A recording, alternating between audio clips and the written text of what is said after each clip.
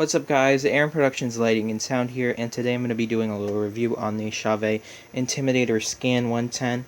I'm also planning on doing a little review of, wow it looks really dark, but the Intimidator Spot 110 because I have 4 of those as well. I only have 2 of the scans.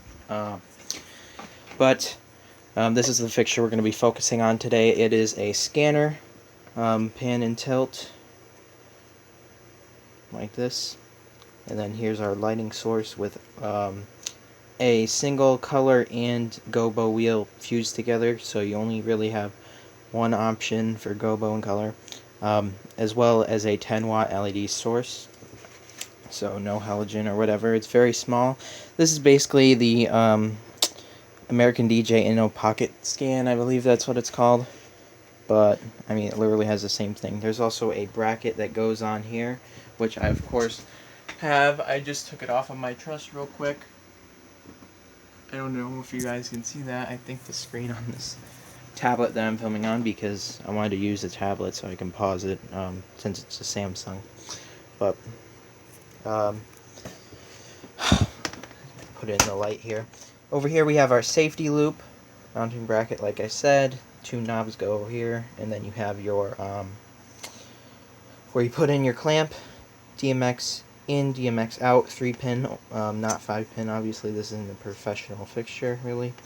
IC in, and then we have our standard Edison outlet out. And then here's a little cooling fan for the LED, and I guess everything else. Our heat sink is on the bottom. Be careful that gets hot when you're using it for a prolonged period of time. And here's our menu display, 4 7-segment displays, and then we have menu up, down, enter. I'll go over the menu in a second. And of course we have the mirror assembly with the pan motor up here, and then the tilt motor over here. And our mirror is attached, of course, as well as our fixed optics, so we don't have a focus option on this thing. Now, what do I want to focus on here? So, one thing to focus on is to make sure that the mirror isn't bent, because of this little piece right here can easily be bent, and even in their video of this product they have it bent, which is like, okay. This also has the IRC remote capability. I'm not sure what you would want to do with this. I sold my remote because I use DMX only. But that option is there as well. I'm not sure if this was on like the first version, because I know I have 2 versions of the Intimidator Spot 110. This one's the old one, which I said I hope you can see. And then this one is the newer one. They're all the newer ones, the other 3. But this one doesn't have the IR LED. This one has it right here. So, not sure if these ones have the same thing going on. But another thing I wanted to talk about is that if you guys are going to be using this outside, be aware, because cold temperatures, I haven't tested in really hot, well, humid, cold, whatever, the color, or not color, sorry, it can get misaligned. So I guess it has to do with the motor not being able to handle the temperature or the moisture outside. So if you use it indoors, then you're good, but I use this for my Halloween display, and it has issues with getting misaligned. But there does seem to be like a temporary fix for only like a few minutes, where you go into the menu and reset it, which I'll show you how to do that in a second. So with that being said, that's basically the overview of the unit. So let's move on to the menu features. Okay, so I have the fixture in DMX, obviously. I'm not sure why it went to that address, but I think if you hit it, no? Okay, there. I don't know why it always says address 1 when you first power it up, but when you connect DMX to it, it'll put the correct address that you set last. And here's what I'm talking about, misaligned. Like, if you look at this, it's not straight out. I don't know if you guys can see, but basically it's a little too much to the right. So now it's in the proper position. I'm not sure why it does that, but it's kind of annoying. I guess that's why it's not a professional fixture, which would have magnets and reed switches for indexing. But let's go through the menu. So address, this sets the channels, so 5 channel or 11 channel mode. Obviously 11 channel is going to give you a little more things like auto programming and fine tuning, but I use actually okay, we're in 5 channel, we're good. Address, obviously set your address for DMX mode. Load, this will reset the fixture, so this is how I temporarily fix the misalignment issue, which I'm not talking about like it was right now, which is also annoying, but it was way worse. Like if you had it at 50 on DMX, then it would be like over here, like okay. But load, here's your version, so this is version, I'm guessing 1.1, I don't know why it would be version 101, but okay. These are your auto programs. So, or sorry, this allows you to set your pan and tilt manually. So as you can see, by changing the value, you get 0 through 255. You can change your location. So I guess if you wanted to set this up as like a spotlight, you're able to do that.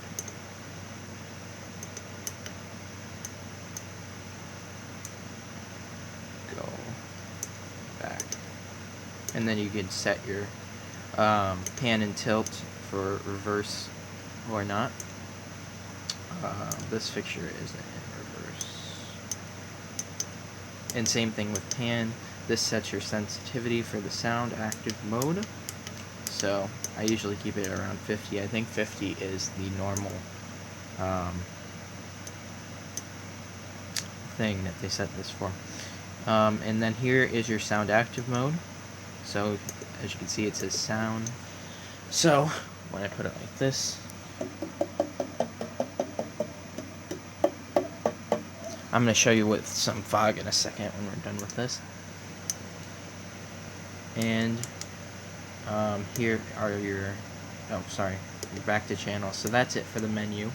I'm going to go back to DMX mode. Okay. And as you can see, it's back at the home position. So now let me show you through the DMX channels. We're going to be using 5 channel mode on this. For 10 channel or 11 channel mode, sorry, you can do a lot more features like I previously said.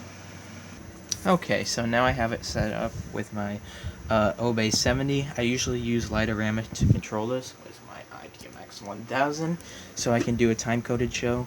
Some people don't like to call it time-code, but it has frames and everything, so I don't know why you wouldn't. But you could also sync it with other things, like video software. But here it is, so I have it set to address 21, just because that's what it is on my rig, and I didn't want to change it. So, channel 1 on this fixture is the pan. Channel 2 is tilt.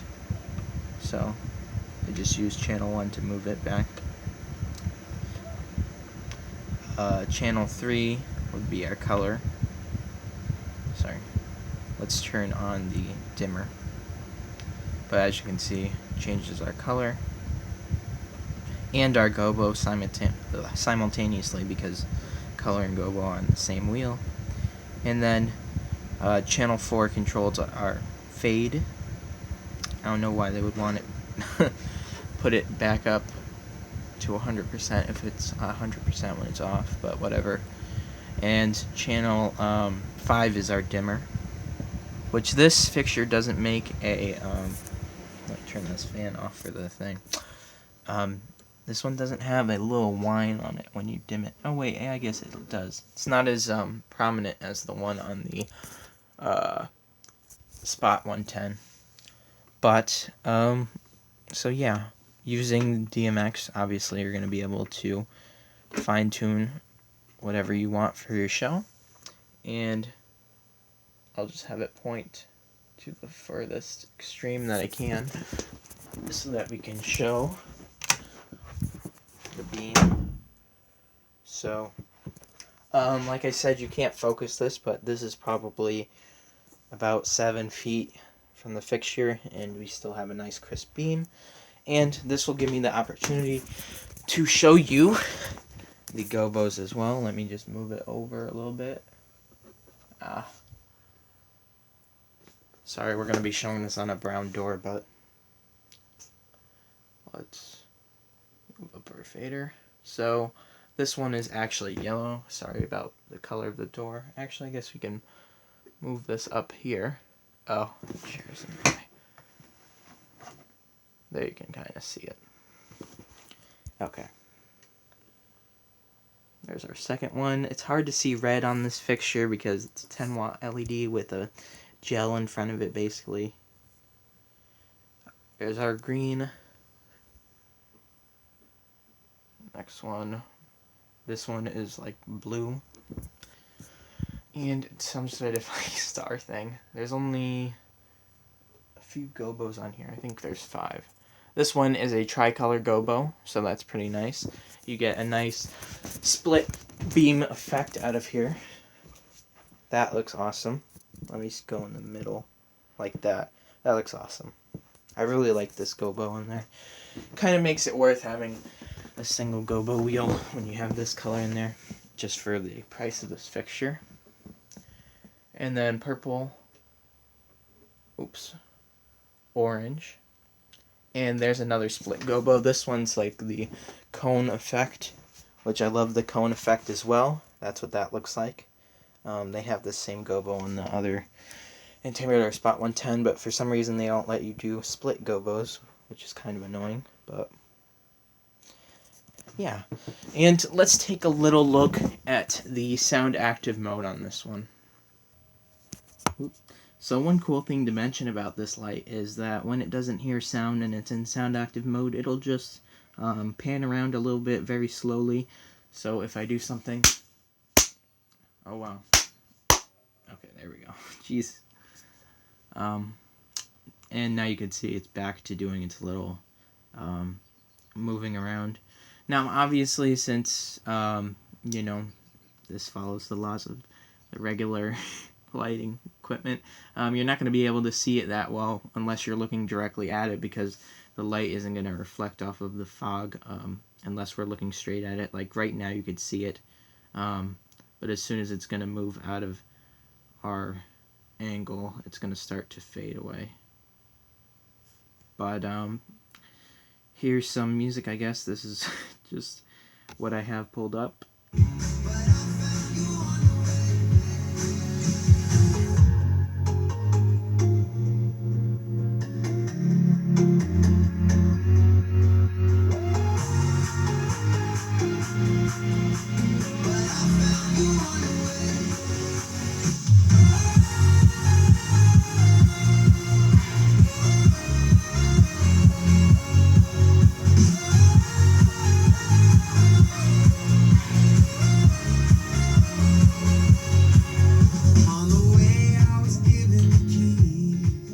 Okay, and I'm not trying to get blown out of the water for copyright reasons, but it's kind of annoying how it likes to go down on the like the edge of the metal, like it's gonna do right now. Yeah, see, like that's where it spends most of its time in sound active mode, so it's alright, you know, but I love DMX for a reason.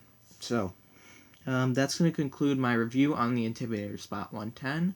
Sorry if this wasn't the best video, but there's really no other videos, so sorry.